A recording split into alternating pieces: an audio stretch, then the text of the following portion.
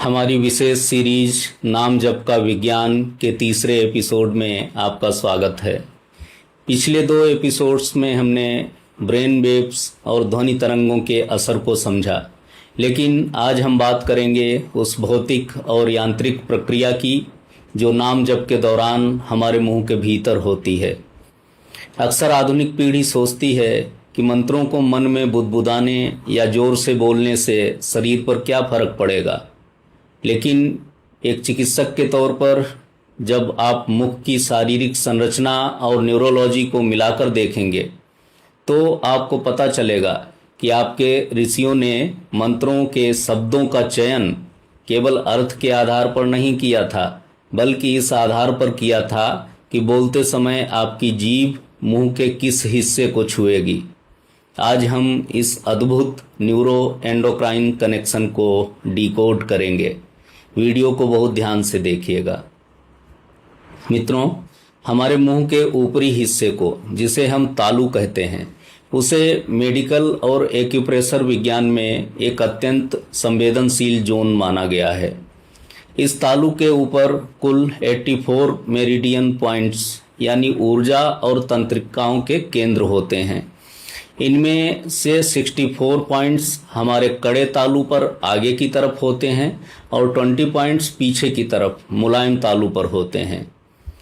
जब हम किसी विशिष्ट नाम या मंत्र का उच्चारण करते हैं तो हमारी जीभ एक लयबद्ध तरीके से इन 84 पॉइंट्स पर प्रहार करती है, बिल्कुल वैसे ही जैसे एक निपुण टाइपिस्ट की उंगलियां कंप्यूटर के कीबोर्ड पर सही बटन दबाकर सही कमांड देती हैं।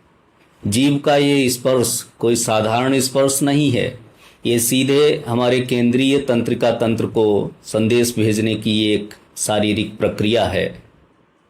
अब इसके पीछे का असली मेडिकल साइंस समझिए। जब जीभ तालू के इन मेरिडियन पॉइंट्स को उत्तेजित करती है तो यह सिग्नल नसों के माध्यम से हमारे मस्तिष्क के मुख्य हिस्से यानी हाइपोथैलेमस तक पहुंचता है। हाइपोथैलेमस हमारे शरीर का वो मास्टर कंट्रोलर है जो हमारे स्वायत्त तंत्रिका तंत्र यानी ऑटोनोमस नर्वस सिस्टम को चलाता है। इसके ठीक नीचे होती है पिट्यूटरी ग्लैंड यानी मास्टर ग्रंथि और पीनियल ग्लैंड। जैसे ही नाम जप के माध्यम से हाइपोथैलेमस सक्रिय होता है, यह पिट्यूटरी और पीनियल ग्लैंड को निर्देश देता है कि वे शरीर को न्यूरोकेमिकल्स और हार्मोन्स का संतुलन दुरुस्त करें। इसके सक्रिय होते ही दिमाग में न्यूरोट्रांसमीटर्स का रिसेप्शन बदल जाता है, ध्यान केंद्रित करने की क्षमता बढ़ जाती है और व्यक्ति को मानसिक स्पष्टता का अनुभव होने लगता है।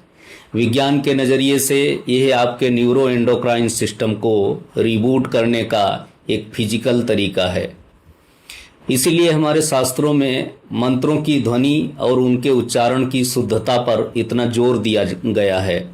जब हम हरे कृष्ण, ओम नमः शिवाय या कोई भी वैदिक नाम जपते हैं तो ओष्ठ, दंत और कंठ और मुख्य रूप से तालू का वो समन्वय बनता है जो एक न्यूरोलॉजिकल पैटर्न को जन्म देता है। ये केवल आस्था ही नहीं बल्कि प्राचीन ऋषियों द्वारा खोजी गई एक फोनेटिक थेरेपी है जो हमारे अवचेतन मन की कंडीशनिंग को बदल देती है। इस अभूतपूर्व और सूक्ष्म शारीरिक व्यवस्था के लिए हमें प्रकृति की बुद्धिमत्ता के प्रति हमेशा कृतज्ञ रहना चाहिए।